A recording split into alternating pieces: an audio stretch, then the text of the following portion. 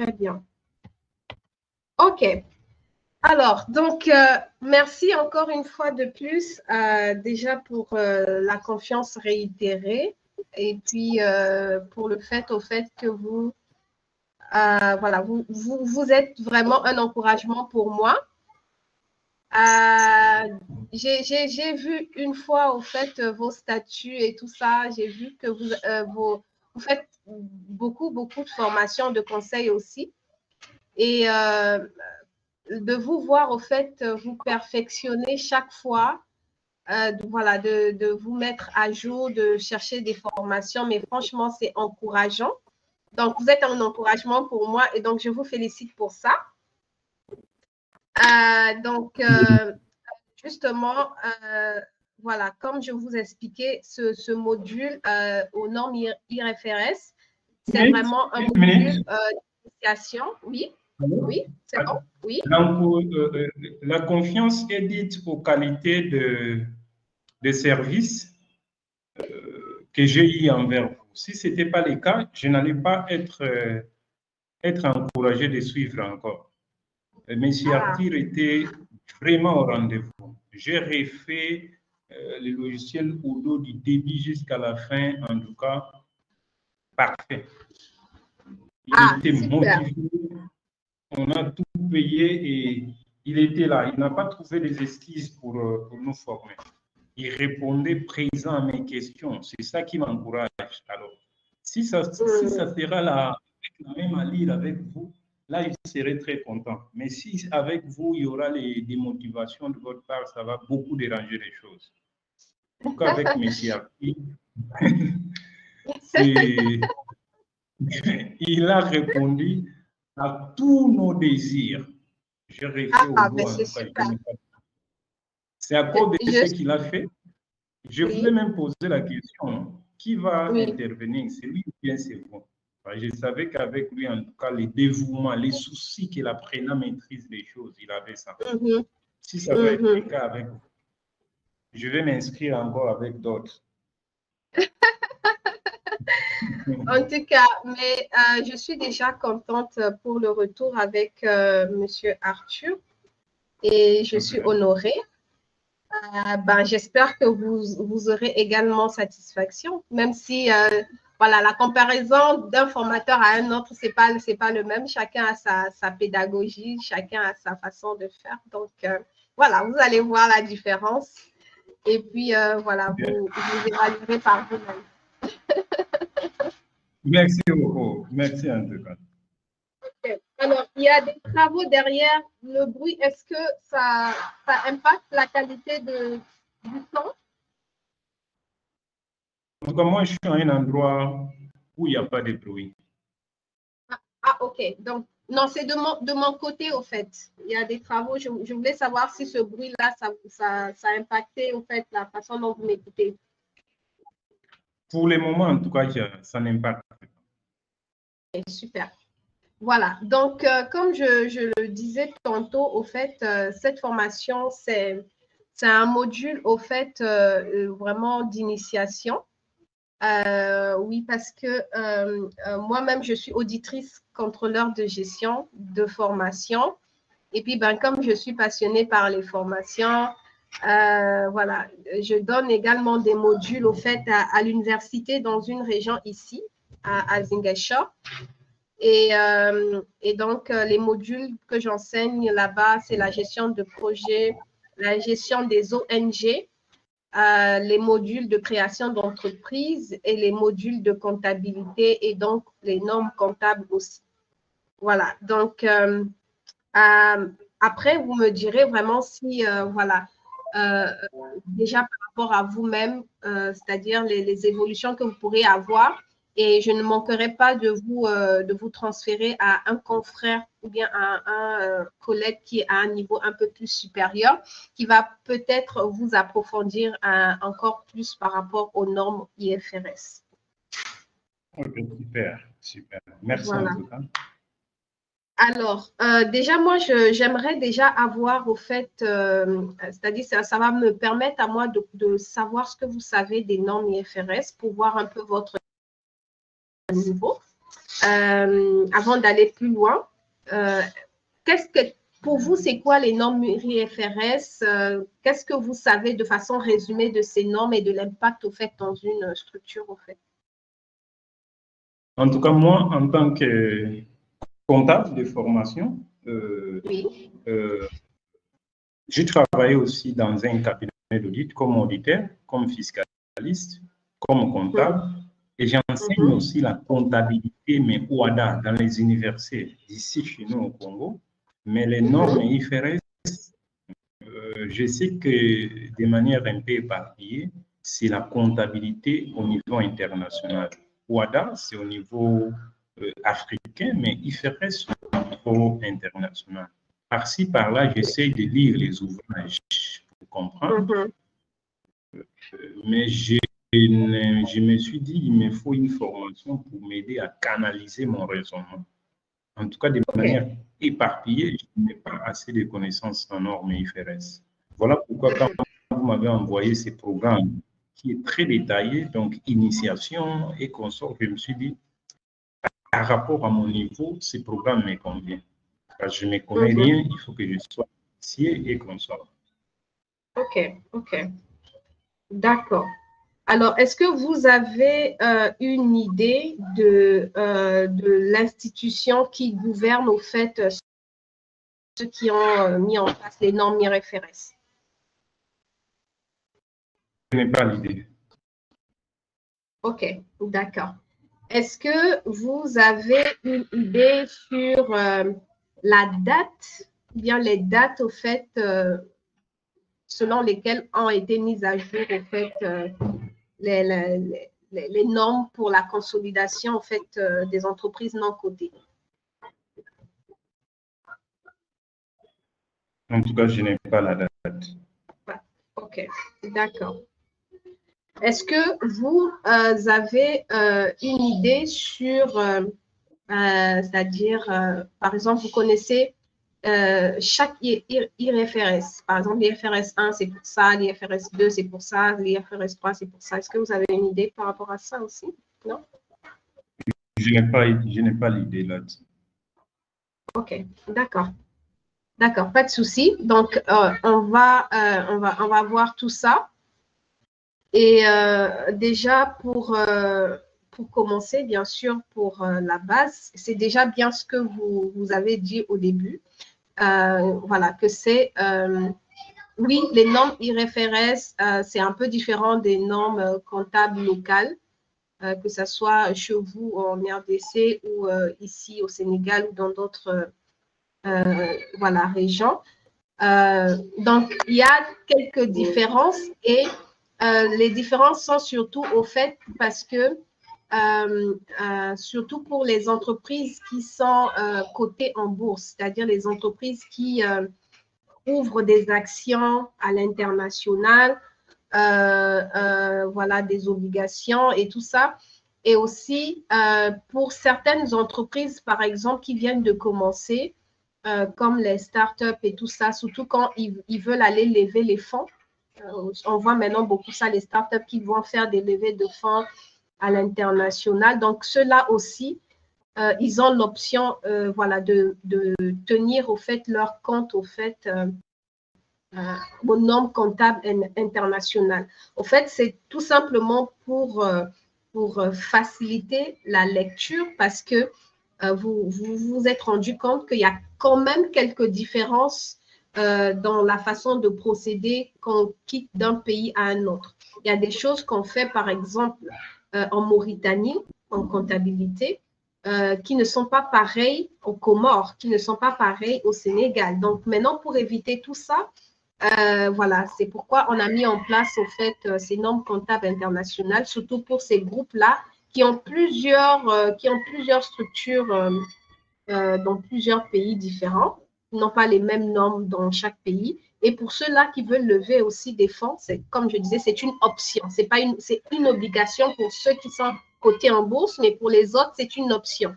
C'est une option, c'est un plus au fait. Voilà, jusqu'ici, c'est bon pour vous? C'est très bon. Très bien. Alors, donc, les normes comptables, au fait, voilà, la définition, je pense, ou bien la signification du cycle, vous l'avez déjà peut-être lu, International Financial Reporting Standard. Au fait, c'est un organisme international qui les a mis en place et actuellement, c'est applicable au fait dans plus de 120 pays parce que oui, avec les échanges internationaux, voilà, il y a beaucoup au fait qui ont compris au fait son importance au fait.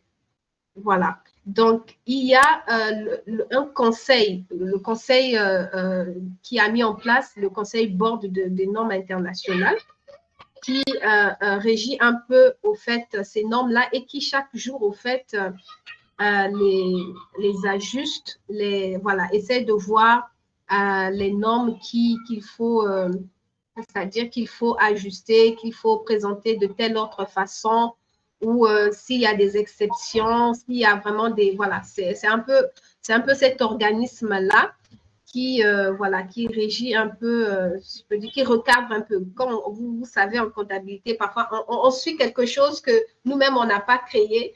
Si c'est l'OADA qui a dit on fait comme ça, nous tous aussi, on fait comme ça. C'est la chose que je n'aime pas beaucoup en comptabilité, mais on n'a pas trop parfois le choix. Maintenant, quand nous aussi, on sera dans les boards là, dans les conseils là, on aura peut-être l'opportunité de pouvoir intervenir dans les changements de certaines règles qui parfois m'énervent. Mais voilà, c'est vraiment un défi pour moi d'être voilà, pour moi d'être dans, voilà, dans ces organismes de décision là qui votent ces lois, qui disent par exemple ceci, ça doit être un rétroactif ou pas, par exemple ceci, c'est une règle de comptabilité. Voilà, c'est vraiment un défi pour moi à mon niveau. J'espère que j'arriverai là-bas, mais pour l'instant, on applique, on donne les lois et on essaie de comprendre ces lois-là et puis voilà, on les applique au fait. Voilà. Donc, j'ai une question, madame. Oui. J'ai une question. C'est quoi la différence qu'il y a entre les principes? En OADA, nous parlons des principes. Et en IFRS, on parle de quoi? Pardon? En OADA, on parle des principes. Et en IFRS, on parle de quoi? Aussi des principes. Ce sont des principes comptables. C'est juste, c'est-à-dire, il y a une différence par rapport à, comment dirais-je, par rapport à certains principes, quelques différences, mais c'est au fait, c'est dans la même logique au fait. Voilà, donc en normes comptables, on parle des principes comptables, en IFRS aussi, on parle des principes de normes comptables internationales. Et oui, on parle également d'un référentiel. Mais est-ce qu'il y a...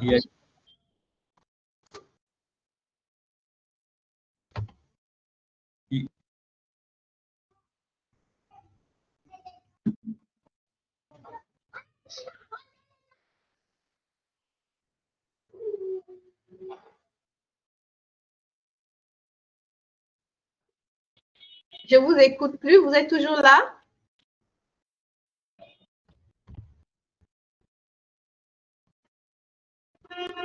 Allô?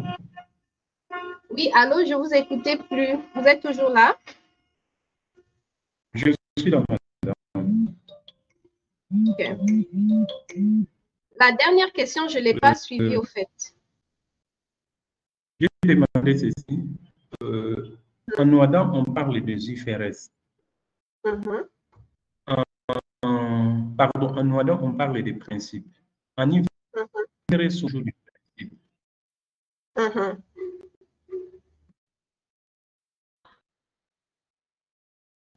Est-ce que je me fais comprendre?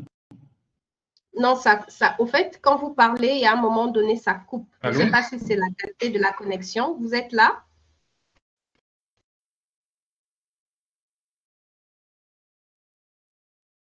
Oh, je vous écoute. C'est toujours des principes.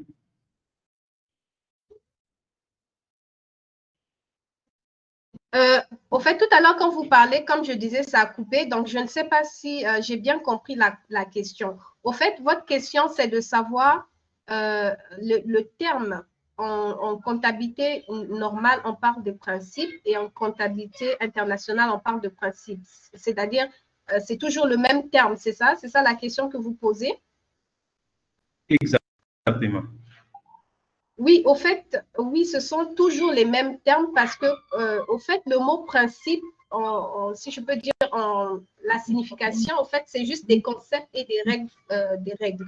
Et de la même manière dans les normes comptables locales, de la même manière dans les normes IFRS, il faut avoir des concepts et des règles à utiliser pour enregistrer les transactions financières. Et c'est justement ces règles-là qu'on appelle ces concepts et ces règles qu'on appelle les principes comptables. Donc, au niveau local, il y a des principes comptables au ADA, par exemple, et au niveau international, oui, il y a des principes comptables IFRS aussi. OK. OK. Je ne sais pas si je réponds à votre question. C'est bon? C'est très bien. OK, super. Alors, donc, il y a les principes, comme vous le savez déjà en normes comptables locales, mais il y a aussi ce qu'on appelle souvent voilà, des normes. C'est-à-dire les normes, au fait, c'est si vous voulez, les principes vont vous donner les grandes lignes, c'est-à-dire comment est-ce que quel concept, quelles règles fondamentales on va utiliser pour telle transaction financière. Maintenant, les normes vont vous donner, au fait, des instructions un peu plus détaillées. Voilà, ça va vous donner un peu plus de détails pour dire, OK, pour telle transaction, c'est comme ça qu'on enregistre. Pour telle autre transaction, c'est une autre façon qu'on enregistre. Maintenant, les principes, ça vous donne vraiment les concepts et les règles de base de façon générale, au fait. Ça va? OK, ça va. Très bien. Alors, donc, les principes des normes comptables internationales, voilà, sont pratiquement à peu près les mêmes au fait que voilà, les principes comptables en normes locales. Donc, il y a l'honnêteté, il y a la prudence, la continuité, l'importance relative, la pertinence, la fiabilité sont pratiquement au fait voilà, les mêmes principes que ce soit au niveau local qu'au niveau international. Il y a quelques différences près, c'est-à-dire dans la façon de faire, mais c'est voilà, c'est un peu, c'est-à-dire, si je peux dire, un peu la même logique au fait. OK. OK. Voilà. Donc, alors, donc ça, on l'a déjà vu tantôt, comme je vous disais, il y a un conseil board au fait qui, voilà, qui régit un peu ces règles-là, qui les applique et qui donne les instructions. Et oui, là aussi, je voulais expliquer tantôt au début. Voilà, ce sont c'est-à-dire les entreprises cotées en bourse qui voilà, ont l'obligation de pouvoir les appliquer et ceux-là qui, les PME qui font appel de l'investissement, eux-là, ils ont cette option. Et l'autre chose qui est important au fait aussi de savoir, c'est que les normes comptables qu'on a en local, on a tendance au fait à les faire, ou si je peux dire, à les organiser pour que la lecture soit claire et cohérente pour la fiscalité du pays. Voilà. Donc, on essaie, si par exemple, on est au Sénégal, même quand on tient les états financiers de fin d'exercice, on respecte la nomenclature, on respecte les standards voilà, de la fiscalité du Sénégal. Et vous, de même, de votre côté, c'est comme ça. Alors que pour les normes IFRS, au fait, le but, c'est que ça soit vraiment clair et transparent pour les investisseurs qui ont mis de l'argent dans l'entreprise. Donc, il y a une façon de faire pour que ça soit, pour leur faciliter, au fait, cette lecture-là et pour leur permettre, au fait, voilà, de faire une comparaison voilà, par rapport aux investissements qui ont été faits dans chaque pays, les entreprises qui sont implantées dans chaque pays. Voilà, donc c'est vraiment, c'est-à-dire l'objectif, c'est vraiment un peu ça. Pour les normes comptables internationales, oui, on veut, ça dit notre objectif, c'est que les investisseurs puissent être au tapé, c'est-à-dire qu'ils puissent vraiment comprendre ce qu'on fait, et ensuite leurs règles, ensuite leur façon de faire, ensuite voilà, et tout ça. Mais pour les normes locales, en fait, on veut que tout soit bien fait en fonction de la fiscalité locale, en fonction de la fiscalité du pays dans lequel, en fait, on se trouve, en fait. Voilà. Voilà. Donc, c'est un peu, au fait, ces éléments, au fait, qui montrent un tout petit peu, voilà, ce qui est différent, voilà, par rapport aux normes comptables internationales ou aux normes comptables locales. Quand on voit,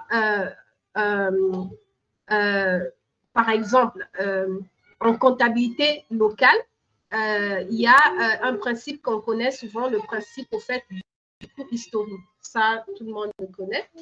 Mais pour les normes comptables, au fait, internationales, c'est-à-dire, on va plutôt intégrer dans notre façon de procéder, en fait, non pas seulement le principe du coût historique, mais le principe, au fait, de la juste valeur.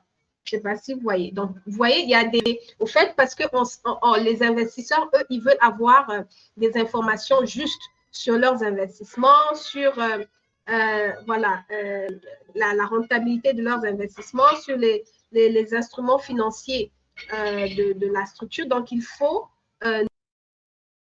que les interprétations ne soient pas focus tout simplement sur le coût historique, mais sur la valeur juste même de la transaction financière de ce qu'on est en train de faire. C'est un peu, voilà, les petites différences qu'il va avoir, mais c'est-à-dire, dans le fond, c'est la même chose, mais dans la forme, parce qu'on sait que l'objectif, c'est vraiment pour les investisseurs et pour la fiscalité locale, donc les façons de faire également vont différer. Voilà. Alors, quel est l'impact des IFRS sur la comptabilité d'une entreprise? Déjà, premièrement, lorsqu'une entreprise, c'est-à-dire si c'est une entreprise comme les PME là, qui ont l'option et qui ne sont pas obligés de tenir leur comptabilité en fonction des normes comptables internationales, s'ils choisissent aujourd'hui de tenir leur comptabilité en fonction des normes comptables internationales, l'avantage, au fait, c'est que voilà, ça va les pousser ou améliorer la qualité de leur information financière pour les investisseurs qu'ils ont fait appel dans leur structure. Et les informations financières seront un peu plus transparentes et un peu plus, c'est-à-dire comparables d'un pays à un autre. Voilà. Donc, de nos jours, comme tout le monde veut s'implanter à l'international, c'est vraiment avantageux pour les PME de pouvoir vraiment choisir cette option. Voilà, donc l'information est mieux présentée et un peu plus transparente. Aussi, l'autre impact, au fait, lorsque une entreprise choisit d'utiliser, de présenter sa comptabilité en fonction des normes IFRS, c'est que il y aura quand même des changements significatifs à faire. Donc, ce n'est pas du jour au lendemain qu'on va faire la transition, non. Il y a vraiment des étapes à respecter, il y a vraiment un processus à respecter, sinon, voilà, il y aura vraiment des informations qui vont nous échapper et des données qui ne seront plus fiables du tout. Donc, il faut un principe pour pouvoir faire la transition de façon méthodique. Et il y aura des changements significatifs voilà, pour les entreprises qui vont les appliquer au fait. Il y aura des changements dans la façon de faire, voilà, dans les interprétations, dans la présentation même des états financiers. Il y aura vraiment beaucoup de changements. Et le dernier impact, c'est l'impact sur les coûts. Les coûts de la transition, quand une entreprise veut présenter sa comptabilité aux normes internationales, ça coûte excessivement cher. Ça coûte excessivement cher parce que voilà, les experts qui interviennent pour cette transition-là, leur main-d'œuvre, c'est pas comme ceux qui font la comptabilité locale.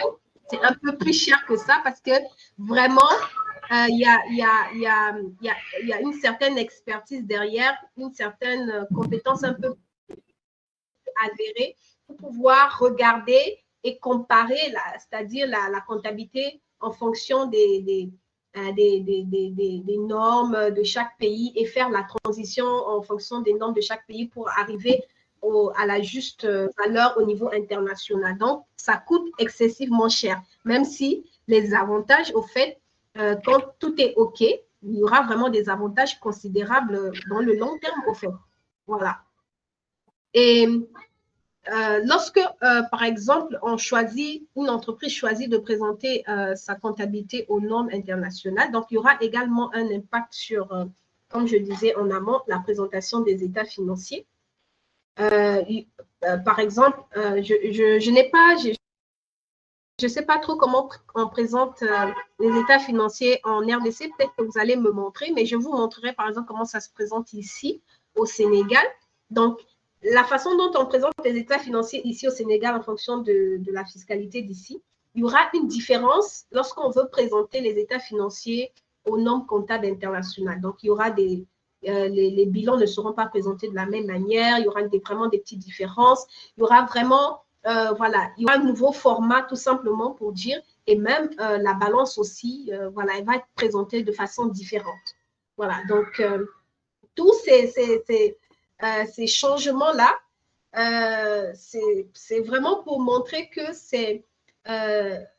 oui, c'est compliqué à faire, c'est-à-dire quand on a du recul derrière, et quand les experts s'impliquent, ça leur prend vraiment beaucoup de leur expertise, de leur temps. Mais après, dans le long terme, au fait, on est un peu plus heureux, on est un peu plus comment dirais-je, on est un peu plus heureux parce qu'il y a des choses qui vont se présenter de façon simple. On n'aura pas à dire, OK, le comptable de la Mauritanie a fait ceci, mais je ne comprends pas ce qu'il a fait. Le comptable du Maroc a fait ça, mais je ne comprends pas ce qu'il a fait. Qu'est-ce qu'il a voulu interpréter ou dire dans cette transaction? Donc, il n'y aura pas tous ces problèmes-là parce que la lecture sera unique et transparente pour tout le monde. Voilà, donc c'est vraiment si je peux dire ça, l'avantage. Donc, les normes IFRS ont vraiment un impact sur les acteurs de la finance, les entreprises qui sont dans les différents pays où ils sont implantés, les investisseurs, mais aussi les comptables, parce que les comptables qui sont dans chacun des pays qui ont fait la transition, ils devront être formés. Devront être formés à cette transition-là, ils devront être formés aux nouvelles procédures, aux nouvelles façons de faire. Et voilà, cette façon de faire, ça va prendre du temps, mais ça sera bénéfique pour tout le monde, pour toute l'entreprise, parce que tout le monde va avoir une seule et même lecture et comprendre les choses d'une façon unique et un peu plus efficace. Voilà, donc je vais m'arrêter là et je vais déjà écouter vos questions. On va répondre à vos questions. Ensuite, on va passer au fait à la partie suivante. L'unique question que j'avais, c'était de connaître la différence qu'il y a entre les normes IFRS et la comptabilité WADA. J'ai compris qu'il n'y a pas, il n'y a pas une grande différence. Yes. C'est à peu près la même chose. La base, c'est au niveau de la fiscalité des pays qui veulent aller au niveau international. Au niveau WADA, on met beaucoup l'accent sur la fiscalité nationale du pays où l'entité est installée. En fait, il n'y a pas une différence. Moi, je me disais qu'en WADA, peut-être il y a autre chose. Et au niveau IFRS, il y a d'autres choses du point de vue appellation. Je viens de me rendre compte que même au niveau international, on parle toujours des principes, l'unique différence, c'est la perception et la conception d'une maison mère. Parce que voilà, ça doit se conformer au niveau de la maison. En tout cas, à mon niveau, il n'y a pas de question. C'est clair. Ok, super, super. En tout cas, c'est vraiment comme vous l'avez dit. C'est vrai que au début, quand voilà, on parle de ça, les gens disent, mais c'est quoi encore? C'est quoi tout ce chinois-là? C'est quoi tous ces noms IAS, IFRS 1, IFRS 2, ceci, IFRS 3, ça, IFRS 4. Donc, du coup, parfois, les gens sont perdus. Les gens sont perdus de Là, comprendre je un suis peu. d'accord avec vous. Voilà. Mais après, au fait, c'est-à-dire quand on arrive c'est-à-dire à comprendre un peu que, déjà se mettre dans la tête que les principes comptables de base ne changent pas, c'est au fait, les objectifs, au fait, quand tu es dans la comptabilité nationale, locale, au fait, toi, tu te dis, je suis focus. Au fait, tout ce que je fais, c'est vraiment pour que l'investisseur puisse avoir une très bonne lecture. Donc, je suis le principe selon voilà, les investisseurs, donc, c'est-à-dire, c'est vraiment ça. Et quand tu te mets ça dans la tête et quand tu regardes avec un nouveau regard chacune des normes, que ce soit la norme IAS 2 pour les stocks, que ce soit la norme IAS 1 pour la présentation des états financiers, que ce soit la norme IAS 7 pour les tableaux des flux de trésorerie, que ce soit la norme, par exemple, IAS 12 pour les impôts sur les revenus, toi, tu verras au fait que la base est la même, c'est juste la façon de présenter, la façon de percevoir certains concepts qui seront différents parce que ton objectif n'est plus regarder vers ta fiscalité de la RDC, mais plutôt vers les investisseurs voilà, qui sont dans l'entreprise dans laquelle, au fait, tu travailles ou tu fais les états financiers. Donc, c'est ça. Au début, c'est compliqué, mais après, quand on s'y met, il faut déjà faire descendre les barrières et après, on se dit, ben, finalement, il n'y a rien de si spécial que ça fait.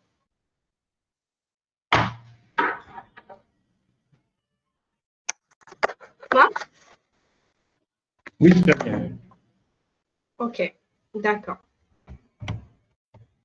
Alors, donc, on va partir au fait c'est-à-dire la partie suivante, au fait. Mais avant, je vous prie de m'accorder une petite pause. Comme je suis là chez moi, il y a mes enfants qui me demandent rapidement. Hein. Ok, on prend une pause de combien de minutes?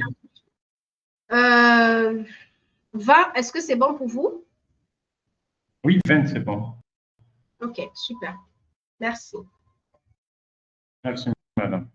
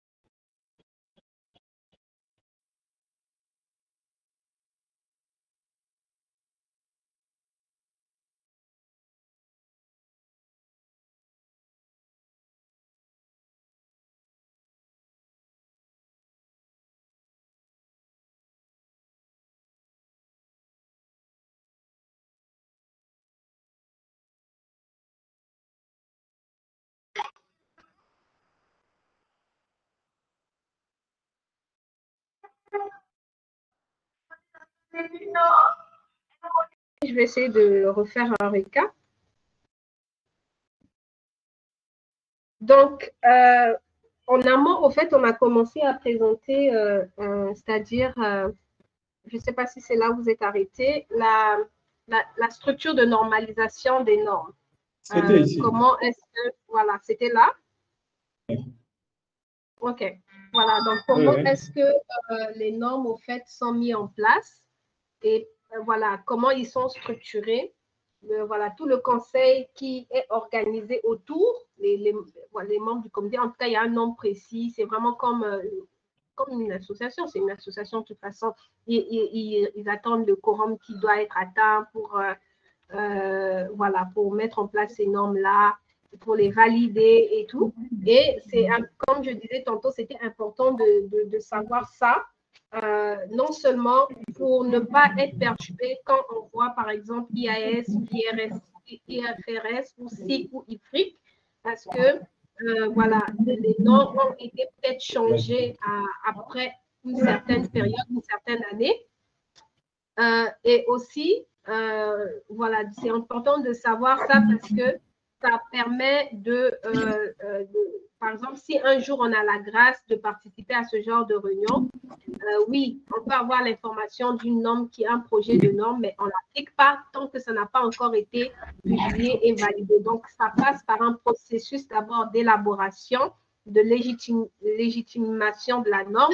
Ensuite, il y a la phase institutionnelle où on publie la norme et voilà, toutes les institutions, les instances européennes reconnaissent la norme et puis ensuite, voilà, les pays membres de l'OHADA appliquent, etc. au fur et à mesure. Voilà, donc c'est un peu ça. Et donc, en dehors de la structuration, donc une fois que la norme a été mise en place, donc cette norme-là est intégrée déjà dans c'est-à-dire dans la liste des normes qui existent. Donc, s'il y avait, par exemple, une norme jusqu'à IAS, je sais pas, IFRS 50, ou non, il n'y a pas 50, IFRS 15, par exemple, ou 47. Donc, on ajoute quelque chose. Donc, ça va faire IFRS 48. Et, ou alors, ils vont travailler sur quelque chose à modifier. Par exemple, au lieu que ça s'appelle IFRS 47, ça parlait de ça. Ils vont changer quelque chose. Donc, c'est ces projets de loi-là qui vont être intégrés. Et tout ça, ça va être intégré dans le cadre conceptuel. Donc, comme je disais tantôt, le cadre conceptuel, c'est comme, au fait, une Bible, entre guillemets, de tous ceux qui utilisent, au fait, les normes comptables internationales. Ça sert vraiment de guide. Les principes comptables, les hypothèses de base, les différentes normes, tous sont vraiment définis dans le cadre conceptuel. Et ça permet vraiment d'avoir une bonne lecture et une bonne utilisation de ces normes-là, en fait. Voilà, donc, il est important de comprendre ça et aussi de comprendre que dans le cadre conceptuel, au fait, tout ce qu'ils vont décrire à l'intérieur, c'est vraiment pour que les utilisateurs des normes comptables internationales puissent avoir une seule et même information. Donc, ceux qui utilisent, que ce soit ceux qui vont concevoir les états financiers, c'est-à-dire les experts, que ce soit les comptables qui sont même dans l'organisation qui vont travailler dessus, ok, eux aussi, ils doivent au fait voilà, avoir cette information du cadre conceptuel et tout ça, que ce soit les investisseurs, que ce soit vraiment toutes les personnes qui vont utiliser au fait les états financiers et qui vont le modifier en fonction des normes internationales, bien qu'ils continuent à le modifier. Donc, tout ce monde-là doivent avoir, bien doivent consulter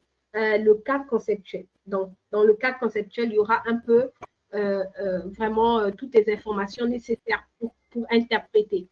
Voilà. Donc, je peux, par exemple, vous poser une question juste pour savoir selon vous, au fait, quel serait peut-être le besoin des différents utilisateurs des normes? Quand, par exemple, il y a ce que j'ai cité, les prêteurs, les investisseurs, les comptables, quels sont selon vous leurs besoins? C'est réglementer les secteurs concernés, qui est la comptabilité. OK. Réglementer le secteur concerné, qui est la comptabilité, oui. Par exemple, Notre en idée. dehors de ça, à part ça, je n'ai pas d'autre idée. Okay. Donc, oui, en fait, il faut toujours garder en tête que les utilisateurs, c'est-à-dire les utilisateurs, tout le monde compris, hein, que ce soit les experts comptables, les investisseurs et tous, il faut toujours garder en tête, oui, on veut réglementer tout ça de façon à l'international, mais le plus important, c'est vraiment faire attention parce qu'on est orienté investisseur et il faut toujours avoir en tête que l'information doit être claire pour les investisseurs. L'information doit vraiment décrire, doit fournir aux investisseurs des informations sur les capitaux à risque. Ça doit leur fournir des informations sur voilà, tous les risques inhérents à leur investissement. Donc, il faut vraiment toujours penser investisseur. Et donc, quand quelqu'un regarde la norme, quelqu'un veut comprendre, il faut essayer de se mettre à leur place. Il faut essayer de voir est-ce que quand l'investisseur ou quand moi je suis en train de travailler sur cette comptabilité, est-ce que ça sera visible, cet aspect pour eux? Est-ce qu'ils pourront voir ou bien évaluer la rentabilité de leur rapport? Est-ce qu'ils pourront voir ou évaluer les risques qu'ils ont pris ou bien les risques qu'eux, ils ont pris et que les autres dirigeants ont pris? Est-ce qu'ils pourront identifier la capacité de notre entreprise à payer les dividendes? Donc, toutes ces informations-là, c'est vraiment ce que les utilisateurs cherchent. Bien sûr, voilà, on veut réglementer tout, mais vraiment toujours garder ça à l'esprit quand on travaille sur les normes comptables internationales. Que ce soit les investisseurs, que ce soit les prêteurs. Les prêteurs aussi, c'est la même chose. Eux, ils sont intéressés par des informations qui vont leur permettre de déterminer si leur prêt et les intérêts qui sont liés à ce prêt-là vont être payés à une certaine échéance. Donc, en regardant le cadre conceptuel, il faut que, c'est-à-dire la personne qui est en train de travailler dessus, sur la norme, sur la présentation des états financiers, doit se dire, OK, moi, il faut que je puisse m'assurer que le prêteur sache que oui, son prêt et ses intérêts vont être payés à une certaine échéance. Et le prêteur lui-même aussi, quand il va lire, il doit être rassuré que non, ou bien pas rassuré, mais au moins avoir une information claire et transparente que voilà, vu ce que je vois là, mais voilà, le prêt que j'ai fait et les intérêts ne pourront pas être payés à une certaine échéance. L'entreprise n'est pas solvable, aussi solvable que je le voulais. Les fournisseurs aussi peuvent avoir accès même aux états financiers quand c'est présenté aux normes comptables internationales. Eux aussi, ils peuvent au fait aussi avoir besoin de certaines informations, toujours de transparence, qui vont leur permettre de déterminer aussi est-ce que les montants qu'ils ont consentis ou bien les ventes qu'ils ont faites à l'entreprise, est-ce qu'ils pourront être payés à temps? Ils ont besoin d'avoir aussi ces informations-là. Voilà. Donc, toutes les parties prenantes qui vont intervenir, donc il faut toujours penser à eux. Alors que dans la comptabilité normale, bon, nous, on pense beaucoup plus à la fiscalité, à l'État, aux impôts, pour ne pas que les impôts nous tapent dessus, pour ne pas que les impôts nous disent « Ah, il y a quelque chose ». Donc, c'est un peu, voilà, cette façon de faire qui est un peu différente. Voilà. Donc, le cadre conceptuel, c'est vraiment un guide, c'est vraiment un garde-fou, c'est vraiment, voilà, je reprends encore le mot, la Bible de tout ce qui utilise au fait les normes comptables internationales. Voilà. Donc, il y a également dans le cadre conceptuel, comme je disais tantôt, des hypothèses de base. Donc, ça, c'est les hypothèses vraiment que tous ceux qui utilisent la comptabilité internationale doivent savoir. Il ne faut vraiment pas sortir ça de la tête. Même si on ne connaît pas les autres choses, ça doit toujours rester. Les hypothèses en question sont que la comptabilité qu'on tient en norme comptable internationale doit respecter le fait de la comptabilité d'engagement. On tient compte au fait, voilà, par exemple, si on a vendu à un client, je ne sais pas, un service à une certaine date, même si le client n'a pas encore payé ou que le client va payer l'année prochaine, nous, on va comptabiliser, c'est-à-dire au moment où il y a eu l'engagement, il y a eu décaissement d'argent ou pas décaissement d'argent, au moment où il y a eu l'engagement, on doit le faire. Voilà, donc ça, c'est un principe, une hypothèse de base qu'il faut toujours respecter, même si on ne connaît pas les autres là, ça c'est clair, il faut toujours le respecter. Et aussi, l'autre hypothèse très importante qu'il faut respecter aussi, c'est que les états financiers, quand ils sont présentés, il faut toujours être dans une logique au fait de c'est-à-dire l'entreprise doit continuer. dans la continuité de l'exercice, la continuité des activités dans un avenir voilà, prévisible. Maintenant, si on n'est pas sûr que l'entreprise puisse continuer, à ce moment-là, en présentant les états financiers, on doit voilà, faire ressortir tout ce qui est valorisation de l'entreprise pour éventuellement les procédures de liquidation et tout ça.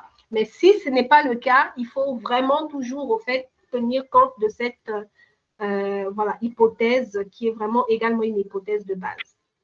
Donc ça, c'est vraiment la base, je veux dire le socle, le fondement. Même si on ne connaît pas tous les autres là, ça là, il faut toujours se mettre ça en tête. Donc, il faut se mettre en tête ces fondements-là et il faut toujours se mettre en tête tout ce que je fais. Est-ce que les investisseurs auront la bonne information sur leur investissement? Est-ce que tout sera clair pour eux par rapport à la rentabilité de l'entreprise et tout ça? Ça, c'est vraiment, il faut toujours le prendre en compte. Voilà. Jusqu'ici, ça va? Ça va très bien. Très bien. Voilà. Donc, maintenant, on va énumérer un certain type de principes. Donc, les principes comptables dans les normes internationales, au fait, elles sont un peu éparpillées, au fait. Elles ne sont pas comme dans la comptabilité, c'est-à-dire la comptabilité locale, où, par exemple, on a dit les principes, c'est 9 plus 1. Voilà, ils sont tous lissés comme ça, mais ce sont des principes qui interviennent à un certain moment donné dans certains IAS.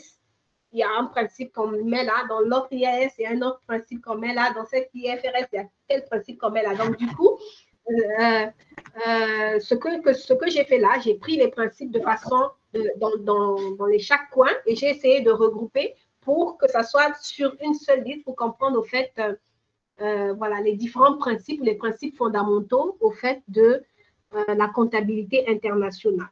Voilà, donc il y aura d'autres principes encore que vous pouvez voir dans d'autres, qu'on pourra voir également quelques-uns, mais c'est vraiment ça, si je peux dire, les principaux ou comment dirais-je, les fondamentaux qu'il ne faut pas louper. On garde toujours en tête les investisseurs. Maintenant, en présentant nos états financiers, parce que les investisseurs, c'est les états financiers qui les intéressent, ils veulent avoir une lecture transparente.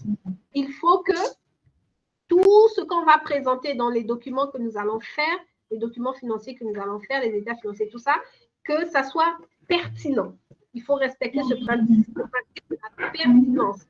C'est-à-dire que l'information doit permettre d'influencer des décisions économiques.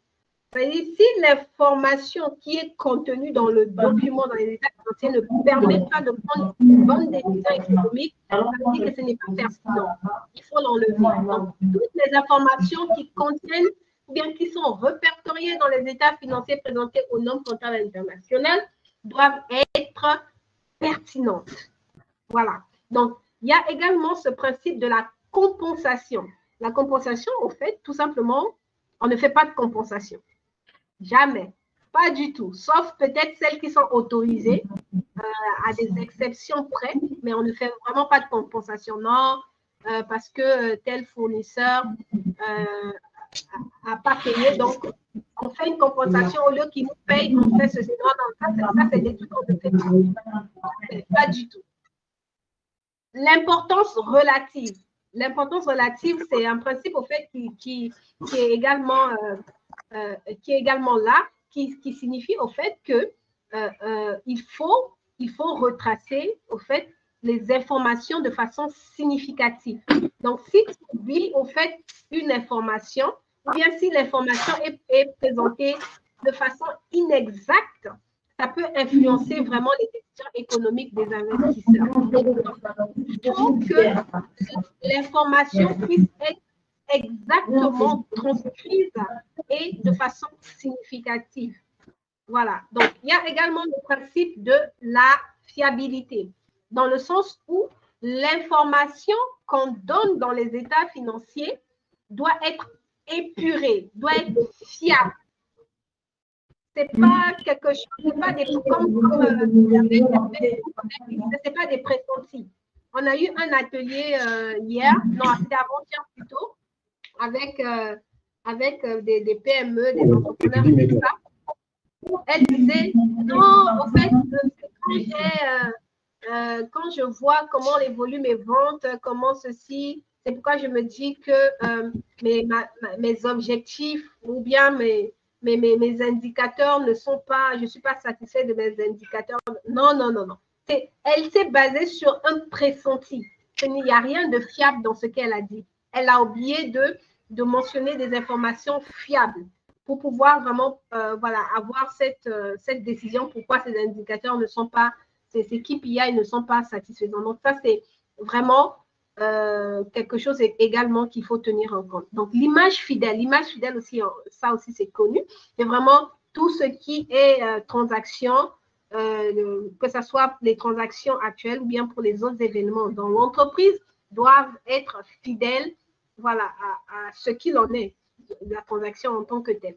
La prééminence de la subsistance sur la forme, et ça, c'est pour dire, par exemple, que les transactions qui ont été faites au courant de l'exercice ou au courant de l'année, au fait, doivent être présentées de façon à ce que la réalité économique, au fait, puisse être visible. Voilà, on ne doit pas présenter les transactions en tenant compte de la forme juridique parce que c'est une SARL, parce que c'est une SA. Non, on présente les transactions en tenant compte de la réalité économique, non pas à cause de la forme juridique. La neutralité. La neutralité, c'est un principe également qui veut au fait que, voilà, toutes les formations qu'on donne dans les états financiers doivent être, voilà, sans, je veux dire, sans parti pris. Voilà. La prudence, au fait, c'est comme le mot l'indique, au fait. C'est-à-dire, quand tu présentes les états financiers, tu dois admettre à un certain degré ou bien prendre des précautions en présentant certaines transactions.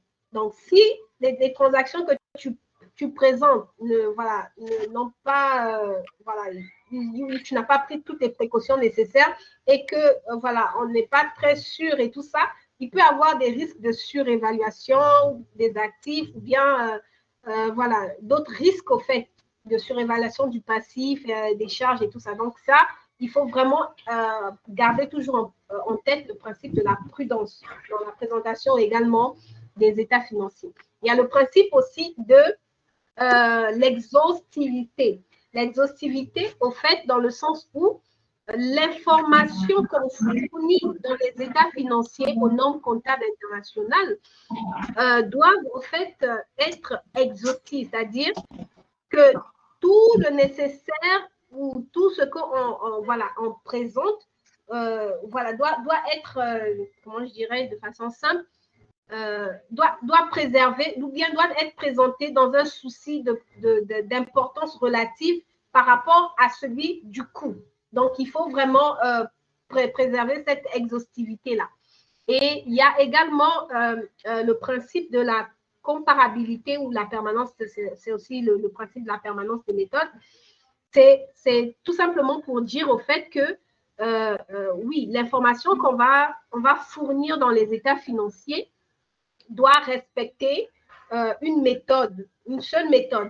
Dans une année, dans un exercice comptable, on ne va pas utiliser plusieurs méthodes, que ce soit voilà, dans la présentation des amortissements, voilà, et tout ça. On doit des stocks et tout, on doit toujours s'assurer qu'il y a la permanence des méthodes quand on présente quelque chose.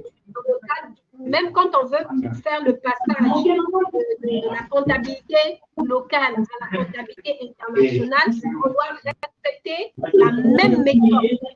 Ça, c'est vraiment les fondamentaux qu'il faut toujours tenir compte quand on tient la comptabilité internationale. Donc, comme je disais, il y a bien d'autres principes. Ça, ce sont les fondamentaux. Et il y a aussi la continuité des ça, c'est ce qu'on a dit un peu plus haut dans les principes de base. Et il y a d'autres trucs également que vous pouvez voir comme l'approche bilancielle qui veut au fait qu'on priorise le bilan par rapport au compte de résultat parce que c'est sur le bilan qu'on voit réellement la situation ou bien la richesse de l'entreprise en tant que telle. L'autre principe, c'est qu'on valorise à sa juste valeur les actifs et les passifs.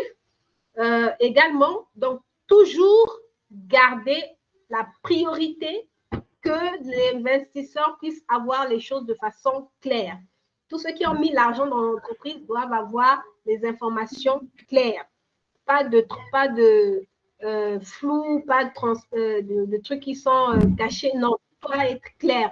Et tout doit être interprété de façon claire aussi. Si on trouve que l'interprétation qu'on va faire là va pouvoir va être pertinent pour pouvoir leur permettre de prendre une décision économique, ben, il faut mettre cette information-là. Donc, toujours garder ça en tête. Maintenant, ce qui est bien dans les principes comptables internationaux, c'est que il n'y a pas de règles. Il n'y a pas vraiment de règles. Donc, eux, ils mettent vraiment les principes, c'est-à-dire, on garde en tête les principes. Et maintenant, ça permet au fait aux entreprises de pouvoir au fait ajuster ou de pouvoir voilà, voir en fonction de leur contexte comment est-ce qu'ils peuvent appliquer ces principes-là. Donc, ce n'est pas figé en tant que tel pour dire c'est la règle, mais on garde les principes en tête et après, on essaie d'appliquer en fonction de la réalité de l'entreprise, voilà, en tenant compte au fait des circonstances voilà, économiques et tout ça aussi. Voilà, donc c'est un peu ça, les différents principes au fait comptables. Jusqu'ici, est-ce qu'il y a des questions?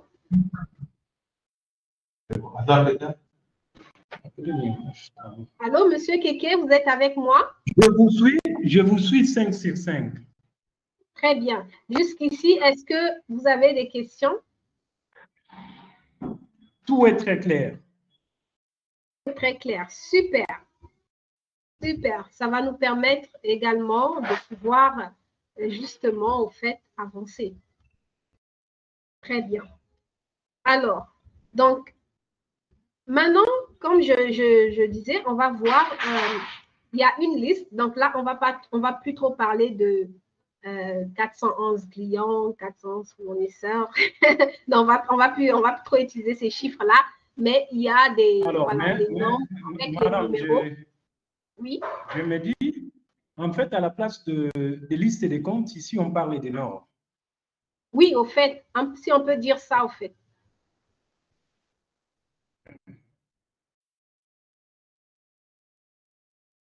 Voilà, donc on parle des normes. Donc, vous allez même voir quand on va de toute façon présenter certains documents. Au fait, même je ne sais pas comment ça se passe. Vous allez comme je disais, vous allez me montrer un peu comment se présentent les états financiers en RDC. Mais même quand on présente les états financiers ici, local, au fait, voilà, il y a certains trucs qu'on ne tient pas compte, mais c'est-à-dire à l'intérieur de l'entreprise, il y a les comptes clients, ça permet de classifier, de faire un peu tout ça. Mais après, quand on présente les états financiers aux normes comptables internationales, en fait, dans les normes, dans la présentation des états financiers, vous allez voir, on va mettre au début IFRS 1, IFRS 85, IFRS 18. Vous allez voir, on va mettre les normes, en fait, avant de mettre chaque libellé, avant de mettre voilà, chaque libellé, transaction et montant. Donc, c'est comme ça un peu que ça va se présenter. Voilà pourquoi j'ai dit que ça remplace les plans comptables. Effectivement. Voilà. Donc, il y a l'IFRS 1. Donc, l'IFRS 1, ça parle tout simplement au fait, c'est la première application des normes d'information financière internationale. L'IFRS 2, ça parle des paiements fondés sur les actions. Donc, comme on est priorité, les actionnaires, les investisseurs et tout ça, c'est important d'avoir une norme qui vraiment va décrire de façon détaillée comment seront fondées les actions. IFRS 3, en cas de regroupement d'entreprises, parce que oui, comme ce sont des entreprises à l'international, donc il y a les trucs de consolidation qui interviennent. Donc, il faut également faire intervenir une norme là. L'IFRS 4, les contrats d'assurance, il faut également, parce que les contrats d'assurance peuvent varier d'une assurance d'un pays à un autre. Donc, du coup, il faut qu'il y ait une norme qui recadre un peu tout ça, tout en respectant des bases. Il y a l'IFRS 5, qui tient compte des actifs non courants détenus en vue de la vente, au fait, des activités abandonnées. Voilà, c'est un peu bête, mais c'est important quand même. Voilà. Donc, il y a l'IFRS 6 qui parle de l'exploration et de l'évaluation des ressources minières. Donc, si l'entreprise intervient ou bien est une entreprise minière, elle va beaucoup utiliser l'IFRS 6. Voilà. Donc, l'IFRS 7, les instruments financiers et les informations à fournir. Donc, ça décrit, par exemple, quand on va présenter les états financiers, si il y a des trucs qu'on liste, on va dire, OK, selon l'IFRS 7, voici les informations, les instruments financiers à fournir. Voilà, des trucs comme ça. L'IFRS 8, les secteurs opérationnels. L'IFRS 9, les instruments financiers aussi. L'IFRS 10, les états financiers consolidés. Donc, c'est quelque chose qui va ensemble aussi avec l'IFRS 3. L'IFRS 11, tout ce qui est partenariat. L'IFRS 12, tout ce qui est information à fournir en concernant les intérêts qu'on détient dans les autres entités. L'IFRS 13, c'est pour, c'est-à-dire l'évaluation à la juste valeur. L'IFRS 14, le compte de report réglementaire. L'IFRS 15, c'est pour les produits des activités ordinaires quand il y a les contrats conclus avec les clients et tout ça. L'IFRS 16, les contrats de location. Le contrat de location est vraiment beaucoup utilisé. Vous allez même avoir des formations. Par exemple, si vous continuez un peu plus dans un niveau plus avancé, il y aura un chapitre focus sur l'IFRS 16 parce qu'il y a certaines particularités qui sont très importantes à voir pour les contrats de location. Le contrat d'assurance IFRS 17, l'IAS 1, c'est tout simplement cette l'IAS qui décrit comment on présente les états financiers maintenant par rapport à la comptabilité locale, la comptabilité aux normes internationales. Ils vont vous dire comment est-ce que ça se présente grâce à l'IAS 1. L'IAS 2, les stocks. L'IAS 7, le tableau de flux de trésorerie. L'IAS 8, les méthodes comptables, les changements d'estimation, les comptables et les erreurs. L'IAS 10, les événements survenant après la date de clôture d'exercice. Il y a également l'IAS 11 pour les contrats de construction. Ça aussi, si par exemple, l'entreprise pour laquelle vous allez tenir la comptabilité, c'est une entreprise de BTP internationale, vous allez beaucoup utiliser ça. Ça, c'est beaucoup de structures parce que les entreprises de BTP, je ne sais pas trop pour la RDC, mais par exemple, ici au Sénégal, les entreprises de BTP sont les entreprises qui bouffent la plus grande partie des marchés, en fait. Donc, ils ont vraiment des gros comptes. Donc, à l'international, oui, ils utilisent aussi beaucoup la comptabilité à l'international. Et l'IS 11 intervient beaucoup. Voilà. Donc, l'IS 12 pour l'impôt sur le revenu. L'IS 16 pour les immobilisations corporelles. L'IS 17, le contrat de location. Donc, l'IS 17, au fait, ça, c'était c'est une norme qui est sortie avant 2001, mais il y a eu une nouvelle qui est venue après 2001, c'est l'IFRS 16, contrat de location. Et il y a eu quelques petites modifications, mais les principes sont presque les mêmes. L'IS 18, les produits des activités ordinaires.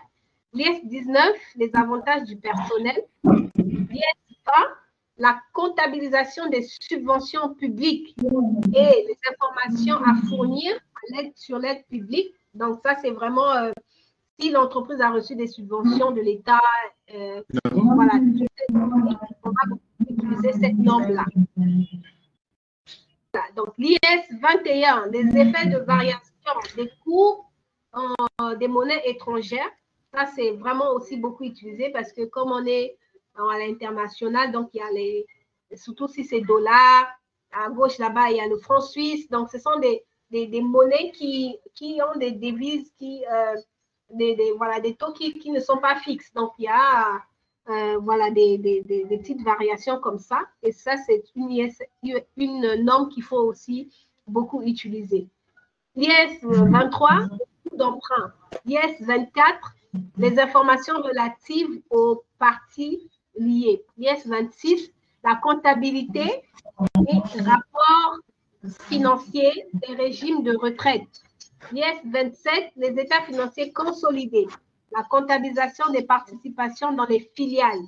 Ça, c'est un truc également qui va ensemble avec l'IFRS 10, parce que comme je disais, l'IFRS 10 est venu après 2001 et l'IS 27 était là avant 2001, depuis le début. Je ne sais pas c'est quelle année qu'ils ont mis en place ça, mais c'est vraiment depuis le début. l'IS 28, la participation dans les entreprises associées. l'IS 29, les informations financières dans les économies hyperinflationnistes. l'IS 32, les instruments financiers, les informations à fournir, présentation. Donc, ça, c'est l'ancienne et la nouvelle de l'autre côté. L'IS 33, les résultats par action. L'IS 34, les informations financières intermédiaires.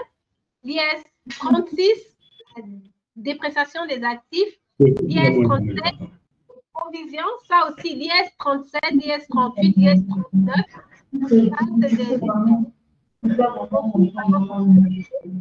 provisions, les immobilisations incorporelles, les immobilisations corporelles.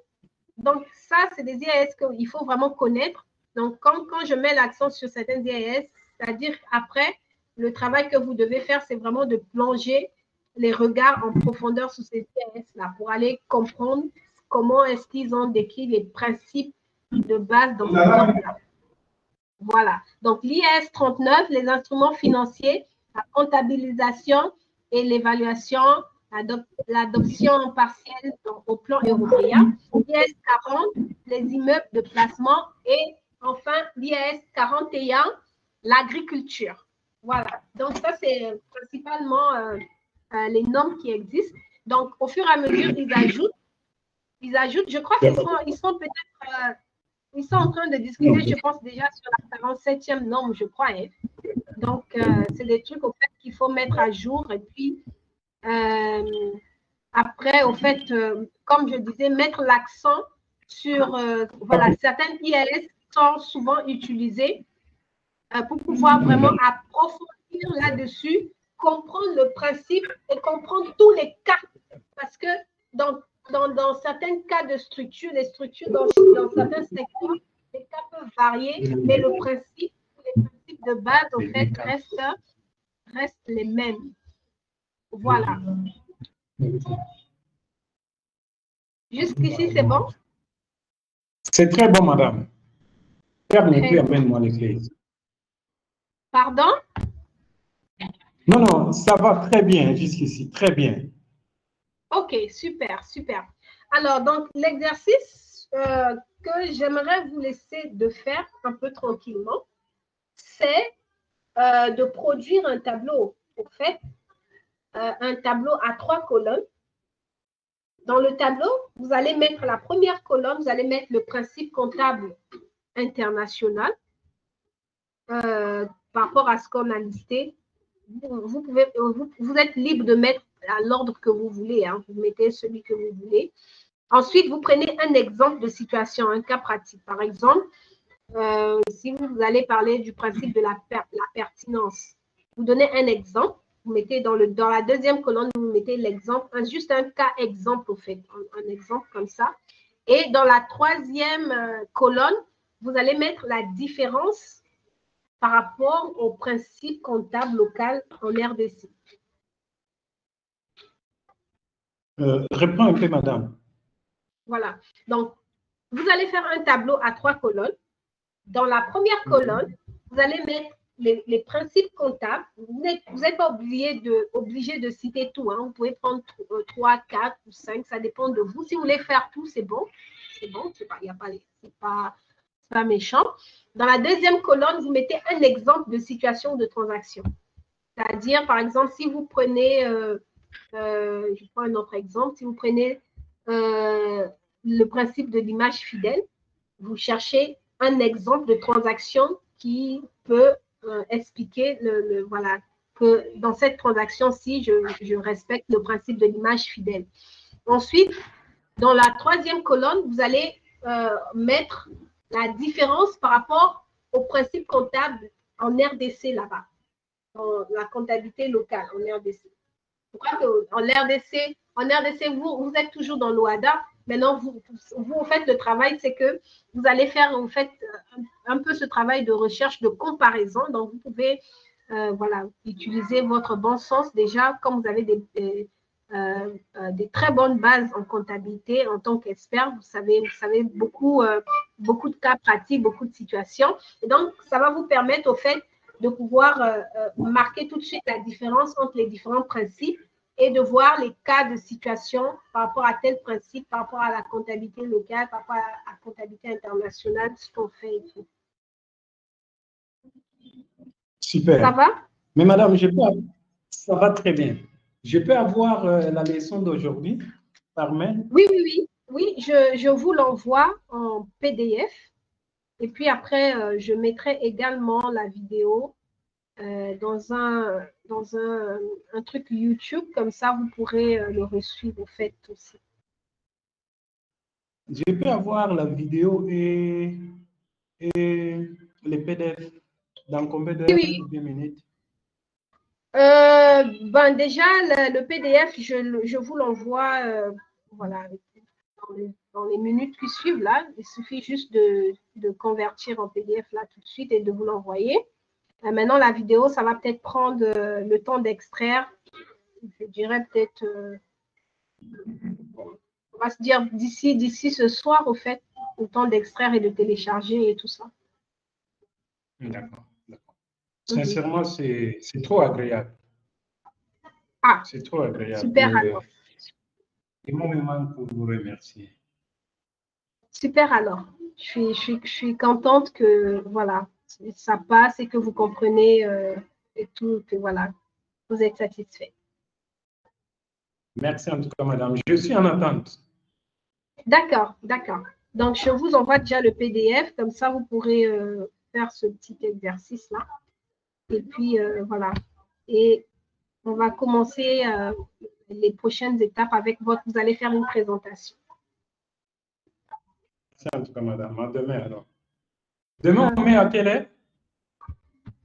Alors, demain, est-ce qu'on peut commencer le matin à toujours 10h30 d'ici? Chez vous, c'est 11h30? Je serai à la DGI. Pourquoi pas à 13h, Oui. madame, s'il vous plaît? 13h. Oh, ok, d'accord. Donc, on va le faire à 13h. On va le faire à 13h. 13h, ça veut dire 13h de chez vous, hein? De chez nous. 14h de chez vous. Ok, d'accord, ok. Merci, madame. Déjà, moi, je solde aussi avant 11h. D'accord, ok, il n'y a pas de souci. Merci beaucoup, madame Anissa. Je vous en prie.